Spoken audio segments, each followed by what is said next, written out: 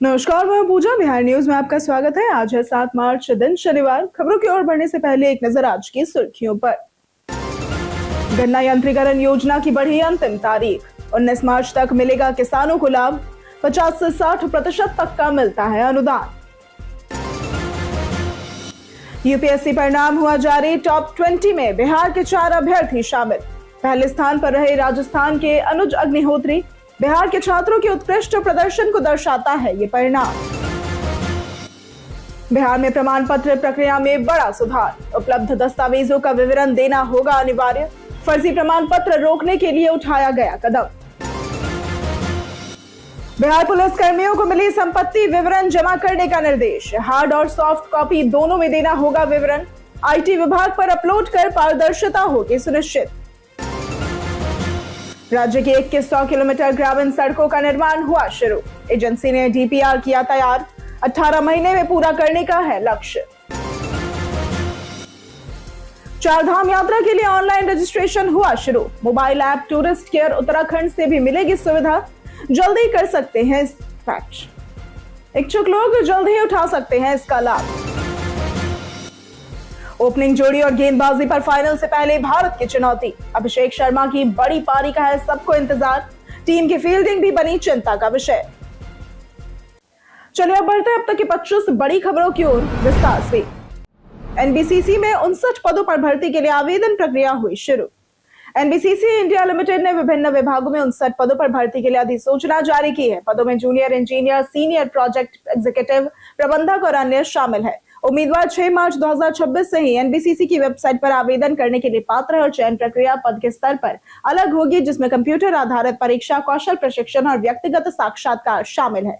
शैक्षणिक योग्यता engineering, architecture, company secretary और जनसंचार पत्रकारिता क्षेत्रों के अनुसार निर्धारित है। वेतन 27,270 से 2,40,000 रुपए प्रति माह तक है और इसके साथ ही अन्य लाभ जैसे कि सीपीएफ, चिकित्सा सुविधा और ग्रेच्युटी भी प्रदान की जाएगी। गन्ना यंत्रीकरण योजना की बढ़ी अंतिम तारीख। बिहार सरकार ने गन्ना यंत्रीकरण योजना के तहत किसानों को राहत दी है। योजना की यंत्र खरीदने की अंतिम तिथि 3 मार्च से बढ़ाकर 19 मार्च कर दी गई है। तीसरे और चौथे रैंडमाइजेशन में चयनित 324 किसानों को कृषि यंत्र खरीदने का अवसर मिलेगा। किसानों को 50 से 60% तक का अनुदान मिलेगा, जो सीधे उनके बैंक खाते में डीबीटी के माध्यम से भेजा जाएगा। चयनित किसान सुमेक पोर्टल के सूचीबद्ध विक्रेताओं से यंत्र खरीद सकते हैं और योजना में disc harrow, power weeder, power tiller, land laser leveller, rotavator, mini tractor और शुगरकेन कटर प्लांटर जैसे आधुनिक यंत्र शामिल है, जिससे गन्ना खेती अधिक आधुनिक और लाभकारी बनेगी। यूपीएससी परिणाम हुआ जारी। टॉप 20 में बिहार के 4 अभ्यर्थी शामिल। वर्ष की यूपीएससी परीक्षा में कुल 958 अभ्यर्थी सफल हुए हैं। पहले स्थान पर राजस्थान के अनुज अग्निहोत्री रहे। बिहार से सफल होने वाले अभ्यर्थियों में टॉप 10 में 2 और टॉप 20 में 4 शामिल हैं। चौथे स्थान पर मुजफ्फरपुर के राघव झुनझुनवाला है, जबकि 10वें स्थान पर पटना के उज्जवल प्रयाग है। 16वें स्थान पर औरंगाबाद की मोनिका श्रीवास्तव और 20वें स्थान पर नवादा के रविराज ने सफलता पाई। ये परिणाम बिहार के छात्रों के उत्कृष्ट प्रदर्शन को दर्शाता है और राज्य के विभिन्न जिलों के प्रतिनिधित्व को भी उजागर करता है। राज्य के 2100 किलोमीटर ग्रामीण सड़कों का निर्माण हुआ शुरू। राज्य में 2100 किलोमीटर से भी अधिक ग्रामीण सड़कों के निर्माण का मार्ग तैयार हो गया है। एजेंसी ने डीपीआर पूरी कर ली है और अब टेंडर प्रक्रिया शुरू होगी। ग्रामीण कार्य विभाग का लक्ष्य है कि अगले 2 माह में निर्माण कार्य शुरू हो और 18 महीने में पूरा हो जाए। आरा प्रमंडल में 60 सड़कों, पालीगंज में 13, रजौली में 90, पियरों में 68 और डुमरांव में 30, जयनगर में 35, मधुबनी में 40 सड़कें बनेंगी। अन्य 46 प्रमंडलों में 1360 किलोमीटर सड़कों का निर्माण होगा। कुल मिलाकर यह परियोजना ग्रामीण संपर्क सुधारने में सहायक होगी। बिहार में डिजिटल खाद्यान्न निगरानी प्रणाली हुई लागू। बिहार सरकार के खाद्य एवं उपभोक्ता संरक्षण विभाग ने राज्य के टीपीडीएस खाद्यान्न आपूर्ति को पारदर्शी, सुरक्षित और जवाबदेह बनाने के लिए अन्न पर्यवेक्षण कवच नामक डिजिटल निगरानी प्रणाली लागू की है। इसे बिहार राज्य खाद्य एवं असैनिक आपूर्ति निगम यानी कि बीएसएफसी संचालित कर रहा है। प्रणाली में जीपीएस वाहन ट्रैकिंग और लोड सेल डिवाइस के माध्यम से खाद्यान्न के उठाव से वितरण तक की रियल टाइम निगरानी, अलर्ट और डिजिटल रिकॉर्डिंग संभव है। एफसीआई, सीएमआर गोदाम, टीपीडीएस गोदाम और एफपीएस तक हर कदम पर स्वचालित एसएमएस सूचना भेजी जाती है। ये प्रणाली वितरण में पारदर्शिता, लाभुकों के अधिकारों की सुरक्षा और अनियमितताओं की रोकथाम सुनिश्चित करती है। बिहार में प्रमाण पत्र प्रक्रिया में बड़ा सुधार। बिहार सरकार ने जाति, आय और निवास व आवास प्रमाण पत्र के आवेदन प्रक्रिया में बदलाव किया है। अब आरटीपीएस काउंटर और ऑनलाइन पोर्टल पर आवेदन के दौरान आवेदक को अपना नाम, माता पिता का नाम और यदि शादीशुदा है तो पति व पत्नी का नाम दर्ज करना अनिवार्य होगा। इसके साथ ही उपलब्ध दस्तावेजों का विवरण देना होगा और जाति प्रमाण पत्र के लिए खतियान, दान पत्र, भूमि अभिलेख आदि, निवास प्रमाण पत्र के लिए राशन कार्ड, बिजली या फिर टेलीफोन बिल सहित राजस्व दस्तावेज और आय प्रमाण पत्र के लिए वेतन व पेंशन स्लिप या फिर आयकर रिटर्न मान्य होंगे। ये बदलाव फर्जी प्रमाण पत्र रोकने और प्रक्रिया पारदर्शी बनाने के उद्देश्य से लागू किया गया है। भूतनाथ से मलाही पकड़ी के बीच 15 मार्च से शुरू होगा मेट्रो परिचालन। पटना मेट्रो में भूतनाथ और मलाही पकड़ी के बीच परिचालन 15 मार्च से शुरू होने की संभावना है। ये 2.75 किलोमीटर का रूट शहर के व्यस्त क्षेत्रों में यात्रा को आसान बनाएगा। फिलहाल मेट्रो भूतनाथ से आईएसबीटी तक चल रही है। अब मलाही पकड़ी तक विस्तार से यात्रियों को 4 स्टेशनों जैसे कि भूतनाथ, 0 माइल, मलाही पकड़ी और आईएसबीटी पर चढ़ने व उतरने की सुविधा मिलेगी। किराया 15 से 30 रुपए तक होगा। 10 मार्च को सीएमआरएस की टीम द्वारा ट्रायल और सुरक्षा जांच की जाएगी। भविष्य में खेमनीचक में एक्सचेंज स्टेशन बनते ही और सुविधा मिलेगी, जिससे राजधानी में यातायात सुगम और तेज होगा। बिहार पुलिस कर्मियों को मिला संपत्ति विवरण जमा करने का निर्देश। बिहार सरकार के गृह विभाग ने उन पुलिस अधिकारियों और कर्मियों के खिलाफ कड़ा रुख अपनाया है जिन्होंने अपनी चल अचल संपत्ति और देनदारियों का विवरण अभी तक जमा नहीं किया। संयुक्त सचिव नवीन चंद्र के अनुसार सभी को 31 दिसंबर 2025 तक रिपोर्ट प्रस्तुत करनी थी। बावजूद इसके कई कार्यालयों ने अब तक प्रतिवेदन नहीं दिया है। सरकार ने 9 प्रमुख पुलिस इकाइयों और निदेशालयों जैसे कि आर्थिक अपराध इकाई, बिहार सैन्य पुलिस, पुलिस अकादमी, विशेष शाखा और बटालियन 5 और 14 के अधिकारियों से रिपोर्ट मांगी है। डीडीओ को निर्देश दिए गए हैं कि विवरण हार्ड और सॉफ्ट कॉपी दोनों में उपलब्ध कराए और आईटी विभाग पर अपलोड कर पारदर्शिता सुनिश्चित की जाए। सोशल मीडिया पर सरकार की आलोचना करना हुआ प्रतिबंधित। बिहार सरकार के राजस्व एवं भूमि सुधार विभाग ने अंचल अधिकारियों और राजस्व कर्मचारियों को सोशल मीडिया पर सरकार की नीतियों के खिलाफ टिप्पणी करने पर कड़ा रुख अपनाया है। प्रधान सचिव सीके अनिल ने सभी अधिकारियों को सरकारी सेवा का आचरण नियमावली 1976 का पालन करने का निर्देश दिया है और भूमि सुधार जन कल्याण संवाद पर आलोचना को अनुशासनहीन माना गया है। सोशल मीडिया पर रील या पोस्ट बिना अनुमति, समाचार या रेडियो संबंध रखना सख्त प्रतिबंधित है। अधिकारियों को व्यक्तिगत और पेशेवर जीवन अलग रखने और नियमों का पालन करने की चेतावनी दी गई है। उल्लंघन पर दंडात्मक कार्रवाई होगी। भारत नेपाल सीमा के खुलने से सीमावर्ती इलाकों में दिखी रौनक। सुपौल से सटे नेपाल में 5 मार्च के संसदीय चुनाव के मद्देनजर 72 घंटे के लिए बंद की गई भारत नेपाल सीमा शुक्रवार की सुबह खुलते ही सीमावर्ती इलाकों में रौनक लौट आई। कुनौली और भीमनगर बाजारों में लोगों की आवाजाही बढ़ी और दुकानों पर भीड़ दिखाई दी। 3 दिनों तक बंद रहने से व्यापार प्रभावित हुआ था, लेकिन सीमा खुलने के बाद नेपाल से आने वाले ग्राहकों के कारण बाजार में चहल पहल शुरू हो गई। सीमावर्ती क्षेत्रों की अर्थव्यवस्था नेपाल से आने वाले ग्राहकों पर निर्भर है। बस स्टैंड पर भी यात्रियों का आना जाना फिर से शुरू हुआ। सुरक्षा जांच के बाद ही लोगों को अनुमति दी जा रही है। बेगूसराय में 9 मार्च को 1 दिवसीय रोजगार मेले का होगा आयोजन। बेगूसराय के युवाओं के लिए 9 मार्च को पन्हान से चौक के पास आईटीआई कैंपस के संयुक्त श्रम भवन में विशेष रोजगार कैंप आयोजित किया जा रहा है और इसमें देश की 9 प्रतिष्ठित निजी कंपनियां 500 से भी अधिक पदों पर भर्ती करेंगी। तकनीकी और गैर तकनीकी दोनों क्षेत्रों के लिए अवसर है। PB Partners, SIS Limited, Man Power Group, Blinkit Fusion Finance, Welspun सहित अन्य कंपनियों में ग्रेजुएशन, आईटीआई, 12वीं, 10वीं और 8वीं पास युवाओं के लिए पद है। प्रवेश निःशुल्क है। उम्मीदवारों को बायोडेटा, शैक्षणिक प्रमाण पत्र और फोटो लेकर आना होगा और एनसीएस पोर्टल पर पंजीकरण आवश्यक है। कमरे के अनुसार चुने सही टन का एसी। गर्मियों में नए एसी खरीदने से पहले कुछ बातों का ध्यान रखना बेहद जरूरी है। सबसे पहले कमरे के साइज के अनुसार 1 टन या 1.5 टन एसी चुने ताकि बिजली की बर्बादी ना हो। पावर सेविंग के लिए B5 स्टार रेटिंग वाला एसी बेहतर रहेगा और इन्वर्टर या कन्वर्टेबल टेक्नोलॉजी वाले एसी बिजली बचाते हैं और फिक्स्ड स्पीड वाले ज्यादा खपत करते हैं।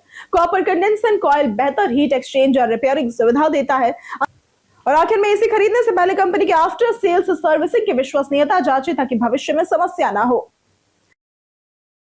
बिहार में 600 नए डॉक्टरों की हुई नियुक्ति। बिहार सरकार के स्वास्थ्य विभाग ने राज्य की चिकित्सा व्यवस्था सशक्त करने के लिए 600 से भी अधिक विशेषज्ञ डॉक्टर और सीनियर रेजिडेंट्स की नियुक्ति की है। 298 पीजी उत्तीर्ण डॉक्टरों को ग्रामीण क्षेत्रों के सामुदायिक स्वास्थ्य केंद्र, अनुमंडल और रेफरल अस्पतालों में बंद पत्र यानी कि बॉन्ड के तहत नियुक्त किया गया है, जिन्हें 85,000 रुपए मासिक मानदेय भी मिलेगा। इसके साथ ही 309 डॉक्टरों को राजकीय मेडिकल कॉलेजों में सीनियर रेजिडेंट और ट्यूटर के रूप में 3 साल के लिए तैनात किया गया है। सभी नियुक्तियों में कड़ी शर्तें हैं। 15 दिनों में योगदान न देने पर नियुक्ति रद्द भी हो सकती है और यह कदम डॉक्टरों की कमी और चिकित्सा शिक्षा में सुधार के लिए है। दिव्या दत्ता और बिहार के संजय मिश्रा की वेब सीरीज का ट्रेलर हुआ रिलीज।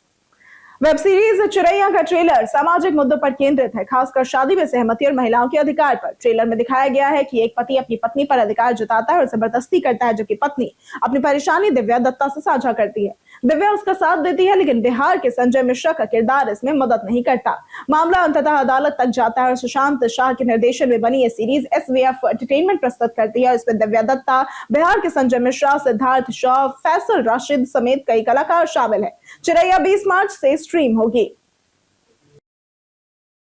बिहार सरकार ने मोतियाबिंद को लेकर लोगों को किया जागरूक। बिहार सरकार के स्वास्थ्य विभाग के अनुसार मोतियाबिंद आंख की लेंस में धुंधलापन या फिर सफेदी आने की स्थिति है। यह बिना दर्द धीरे धीरे आंखों को रोशनी कम कर देती है और अक्सर दोनों आंखों को अलग अलग समय पर प्रभावित करती है। कुछ मरीज तेज रोशनी या सूर्य की किरणों में धुंधला दिखाई देने की समस्या महसूस करते हैं। मोतियाबिंद का एकमात्र प्रभावी इलाज ऑपरेशन है। दवाओं से इसे ठीक नहीं किया जा सकता। अधिक जानकारी या फिर शिकायत के लिए नागरिक निःशुल्क नंबर 104 पर संपर्क कर सकते हैं। जीवंत बिहार के तहत ये स्वास्थ्य जागरूकता अभियान जारी है। शमशान घाटों के बाहर शव वाहनों का अब नहीं लगेगा पार्किंग शुल्क। राजस्व एवं भूमि सुधार विभाग ने राज्य के सभी सैरातों यानी कि शमशान घाटों में शव वाहनों से पार्किंग शुल्क नहीं लेने का निर्देश जारी कर दिया है। यह निर्णय भूमि सुधार, जन कल्याण, संवाद और 7 निश्चय 3 के तहत ईज ऑफ लिविंग को बढ़ावा देने के उद्देश्य से लिया गया है। अन्य वाहनों से केवल निर्धारित पार्किंग क्षेत्रों में शुल्क लिया जाएगा। बेगूसराय जिले में बस से 200 रुपए, 4 पहिया वाहनों से 50 रुपए और ऑटो व टेम्पो ई रिक्शा से 20 रुपए वसूले जाएंगे। उप मुख्यमंत्री विजय कुमार सिन्हा ने कहा कि यह निर्णय अंतिम संस्कार के समय लोगों को आर्थिक राहत देने और सरकार की संवेदनशीलता दर्शाने के लिए है। होली पर बिहार में बढ़ा सड़क हादसों का कहर। होली के मौके पर बिहार में तेज रफ्तार और लापरवाह ड्राइविंग के कारण राज्य भर में 3 दिनों में 121 लोगों की मौत हुई और कई दर्जन गंभीर रूप से घायल हुए। पटना, मुजफ्फरपुर, मधुबनी, भागलपुर, भोजपुर, सिवान सहित कई जिलों में सड़क हादसों ने मातमी माहौल पैदा कर दिया और कोसी, सीमांचल, पूर्वी बिहार और अन्य जिलों में अलग अलग हादसों में लोगों की जानें भी गई। विशेषज्ञों ने सड़क सुरक्षा नियमों का पालन, हेलमेट, सीट बेल्ट का उपयोग और विशेष ट्रैफिक व्यवस्था की आवश्यकता पर जोर दिया। पुलिस ने सख्ती और निगरानी बढ़ाने की चेतावनी दी। जाने PPF और SSY अकाउंट एक्टिव रखने के आसान उपाय। अगर आपके पास PPF और सुकन्या समृद्धि योजना अकाउंट है और इस वित्त वर्ष में निवेश नहीं किया तो इन्हें 31 मार्च 2026 तक एक्टिव रखने के लिए मिनिमम रकम जमा करें। PPF में सालाना कम से कम 500 रुपए और SSY में 250 रुपए डालना जरूरी है। ऐसा न करने पर अकाउंट इनएक्टिव हो सकता है और जुर्माना 50 रुपए प्रति साल लगेगा। PPF पर ब्याज 7.1% और SSY पर 8.2% है। दोनों योजनाओं में निवेश पर धारा 80C के तहत 1.5 लाख रुपए तक टैक्स छूट भी मिलती है। जानिए आज कैसा रहेगा बिहार के मौसम का मिजाज।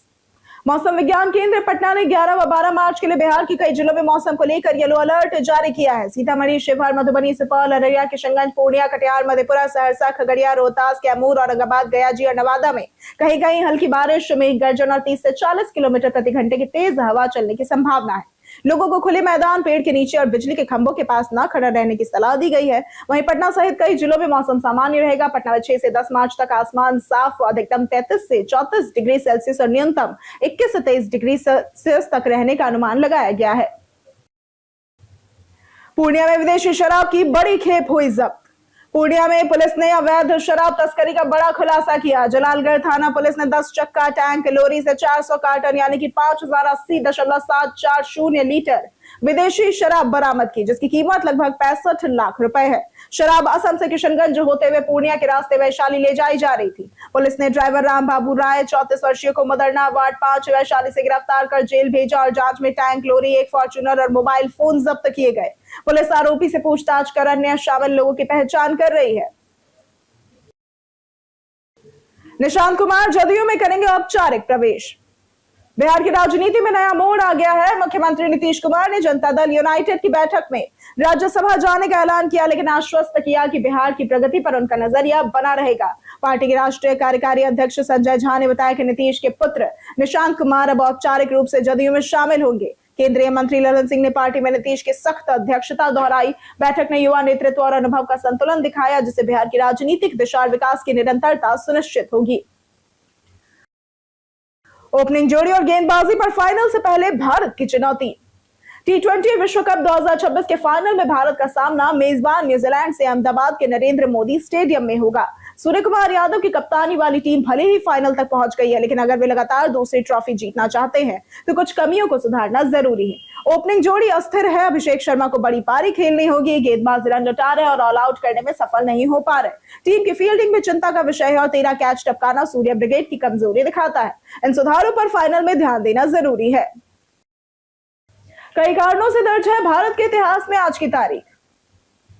1955 में अनुपम खेर का जन्म हुआ था। ये भारतीय अभिनेता है। 1934 में नरी कॉन्ट्रैक्टर का जन्म हुआ था। ये भारत के प्रसिद्ध पूर्व क्रिकेट खिलाड़ी थे। 1925 में रविंद्र केलकर का जन्म हुआ था। ये कोंकणी साहित्य के सबसे मजबूत स्तंभ थे। 1922 में रामप्रसाद शर्मा महर्षि का जन्म हुआ था। ये भारत के प्रसिद्ध कवि थे। 1911 में अज्ञेय सच्चिदानंद हीरानंद वात्स्यायन का जन्म हुआ था। ये हिंदी के सुप्रसिद्ध साहित्यकार थे।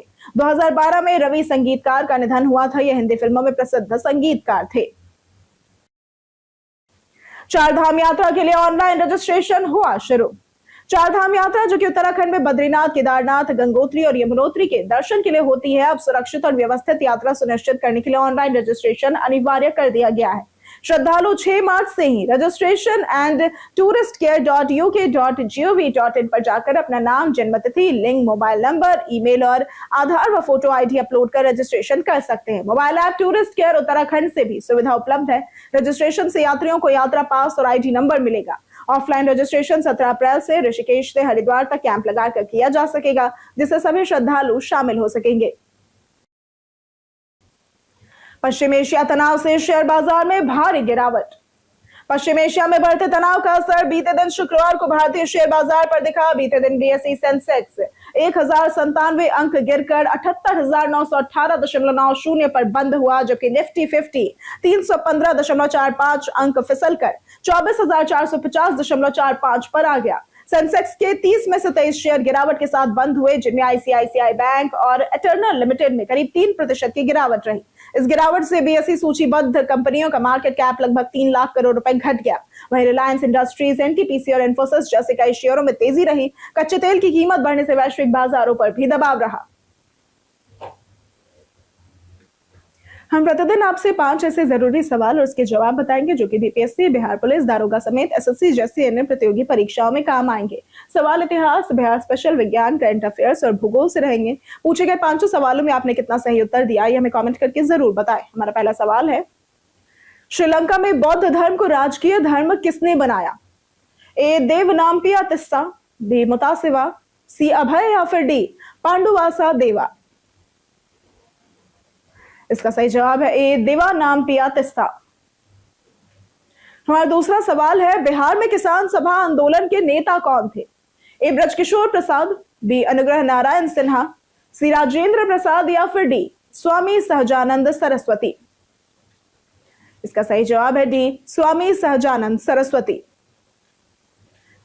हमारा तीसरा सवाल है, मूल मध्यमक कारिका के लेखक कौन थे? ए नागार्जुन, बी निग्रोध, सी कुमार विजय या फिर डी शांति देव? इसका सही जवाब है ए नागार्जुन।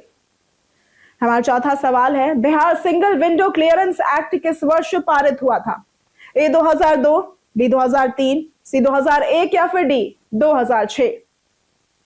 इसका सही जवाब है डी 2006। हमारा पांचवा सवाल है, बिहार के पटना में स्थित सबसे बड़ा तारामंडल कौन सा है? ए नेहरू तारामंडल, बी बिरला तारामंडल, सी इंदिरा गांधी तारामंडल या फिर डी पठानी सामंत तारामंडल?